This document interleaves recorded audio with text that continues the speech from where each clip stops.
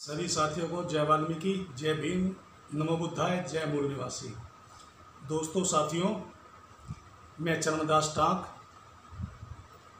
अपने Ambedkar dialogues YouTube channel में आप सभी का एक बार फिर हार्दिक स्वागत करता हूं। साथियों, जैसे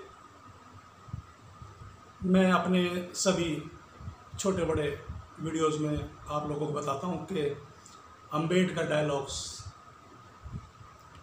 बाबा साहब भीमराव अम्बेडकर के विचार और विचारधारा और हम बहुजनों और दलितों से जुड़े वह किसी भी विषय संबंध में जिन्होंने हम बहुजनों, दलितों और अति दलितों के लिए, हमारे उद्धार के लिए, हमारी दिशा और दशा सुधारने के लिए कार्य किया है। अम्बेडकर डायलॉग्स यूट्यूब चैनल केवल और केवल उन्हीं के ऊपर आधारित है। साथियों,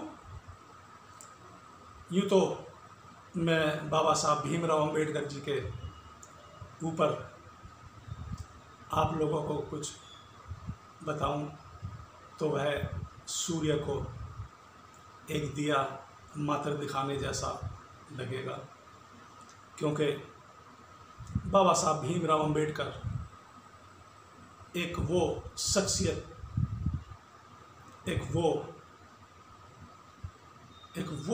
जज्बा, एक वो तूफान, एक वो आंधी है जिसका लोहा हमारे देश में नहीं अपितु पूरे पृथ्वी पर सभी देश विदेशों ने माना है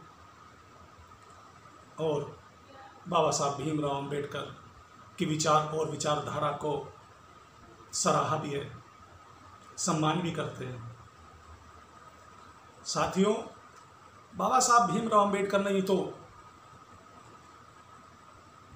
देश के सभी जाति, सभी धर्म,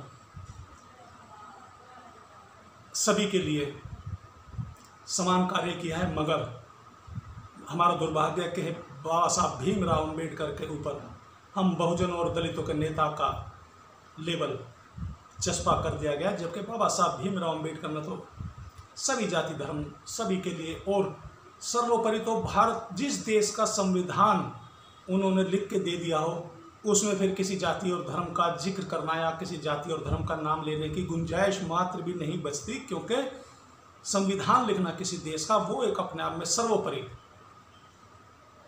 वो है। जी हाँ साथियों, सर्वोपरि वो है। संविधान लिखने के बाद फिर कुछ नहीं बचता। तो साथियों, जैसे बाबा साहब भीमराव अम्बेडकर ने महिलाओं के आत्मसम्मान, उनकी रक्षा, सुरक्षा, संपत्ति का अधिकार और बाल विवाह पर प्रतिबंध और विधवा प्रथा पर भी प्रतिबंध लगाकर और विधवा का पुनर्विवाह का भी बाबा साहब भीमराव अम्बेडकर ने संघर्ष किया और उनके लिए लड़े। तो साथियों, आज मैं हिंदू कोड बिल भाग 2 पर आप लोगों के साथ एक वीडियो साझा करूंगा।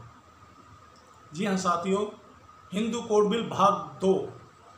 साथियों, बाबा साहब भीमराव अम्बेडकर जिस समय हिंदू कोड बिल तैयार कर रहे थे उस समय बनारस के सबसे बड़े धर्मगुरु, जी हाँ साथियों, बनारस के सबसे बड़े धर्मगुरु करपात्री महाराज ने बाबा साहब भीमराव अम्बेडकर को बहस करने के लिए चुनौती दे डाली। जी हाँ साथियों, करपात्री महाराज ने कहा, डॉक्टर अम्बेडकर, तुम एक अछूत हो, तुम क्या जानते हो हमारे धर्म के बारे में, हमारे ग्रंथ और हमारे शास्त्रों के बारे में? तुम्हें क्या पता हमारी संस्कृति और संस्कृति के बारे में?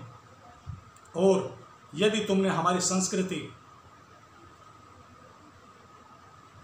से खिलवाड़ किया तो तुम्हें इसके परिणाम भुगतने होंगे।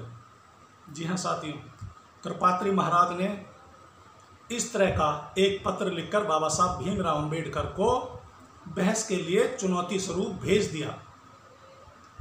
साथियों, आप सभी लोग जानते हैं कि बाबा साहब भीमराव अम्बेडकर तो एक शांत छवि और एक साधारण व्यक्तित्व के धनी थे। जब बाबा साहब भीमराव अम्बेडकर जी को बनारस के धर्मगुरु करपात्री महाराज का यह पत्र मिला, जिसमें उन्होंने बाबा साहब भीमराव अम्बेडकर को अपनी संस्कृत और सांस्कृतिक धर्म और शास्त्रों के बारे में बहस करने के लिए चुनौती दी थी, तो बाबा साहब भीमराव अम्बेडकर ने बड़े ही शांत मन से करपात्री महाराज को एक पत्र लिखा कि मैं भीमराव अम्बेडकर सभी महापुरुषों, धर्मगुरुओं का सम्मान करता हूं और आदर भी करता हूं और उनके तप और ज्ञान का। कृपात्री महाराज, आप मुझसे धर्म और हिंदू कोड बिल के ऊपर बहस करना चाहते हैं तो मैं आपका यह निमंत्रण स्वीकार करता हूं और आप जब चाहें, जहां चाहें और जिस भी भाषा में चाहें। बाबा साहब भीमराव अम्बेडकर ने उसमें लिखा था हिंदी, इंग्लिश, संस्कृत और मराठी भाषा में। जो समय आप निर्धारित करें, जो स्थान भी आप निर्धारित करें, वह आप मुझे बताएं, मैं बहस के लिए वहां पर आ जाऊंगा। बाबा साहब भीमराव अम्बेडकर ने सहज भाव से यह पत्र लिखा और करपात्री महाराज को भिजवा दिया। साथियों, मगर करपात्री महाराज तो बनारस और हिंदुत्व के सबसे बड़े धर्मगुरु थे। कृपात्री महाराज इस बाबा साहब भीमराव अम्बेडकर का इस तरह का पत्र पढ़कर आग बबूला हो गए और गुस्सा होकर उन्होंने एक बार फिर एक पत्र लिखा कि अम्बेडकर, शायद तुम यह भूल रहे हो कि मैं एक धर्मगुरु हूँ। तुम्हें धर्मगुरु का आदर करना चाहिए और आपने मेरा पत्र पढ़कर मुझे खुद स्वयं बुलाया है। तुम्हें ज्ञान पता नहीं कि साधु सन्यासियों का और धर्मगुरुओं का आदर किया जाता है? तुम मुझे बुला रहे हो, तुम स्वयं यहाँ आइए मुझसे बहस करने के लिए। और फिर कृपात्री महाराज ने बाबा साहब भीमराव अम्बेडकर जी को वह पत्र भिजवा दिया। और साथियों, बाबा साहब भीमराव अम्बेडकर तो एक अजीबोगरीब इंसान, एक शख्सियत थे। उन्होंने फिर एक पत्र लिखा कृपात्री महाराज को और उसमें कहा, कृपात्री महाराज जी, मैं भीमराव अम्बेडकर आपको एक बार फिर एक पत्र लिखकर भेज रहा हूं।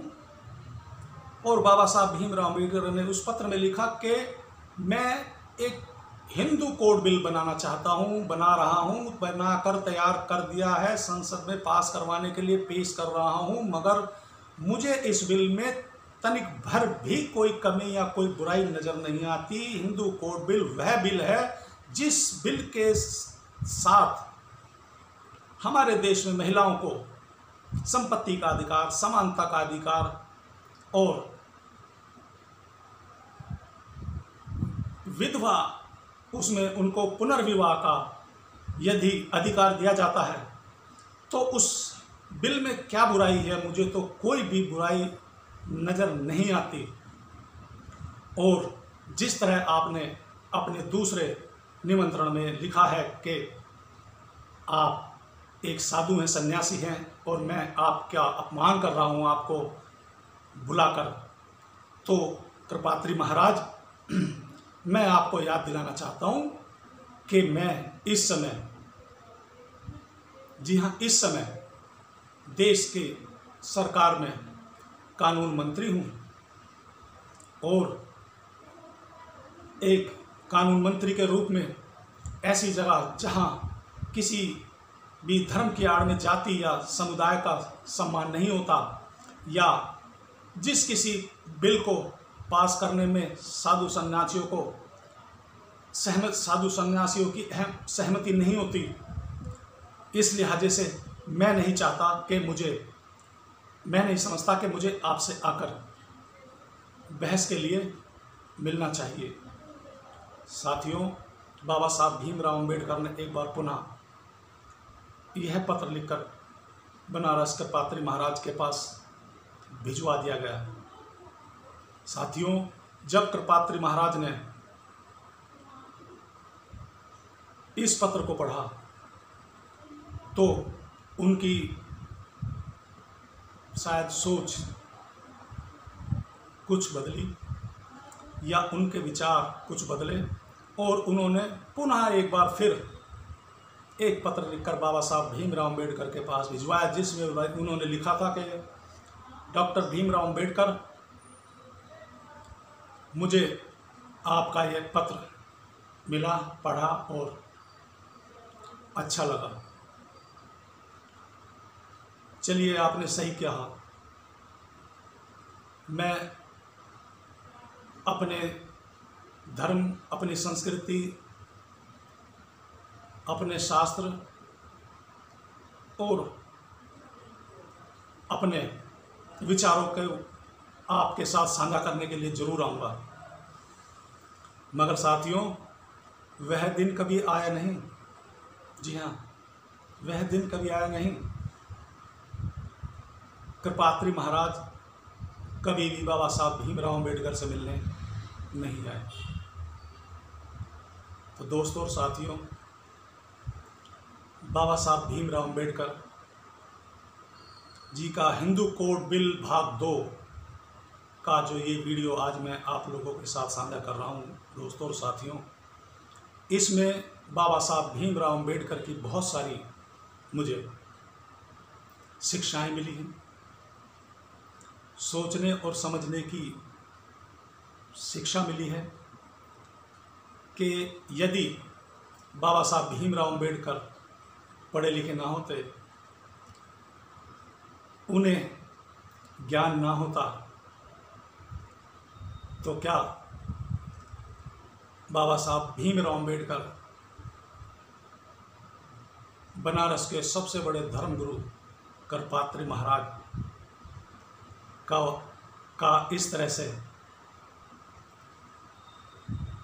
विचारों के आदान प्रदान, पत्रों के आदान प्रदान से ही क्या उनका मन बदल सकते थे?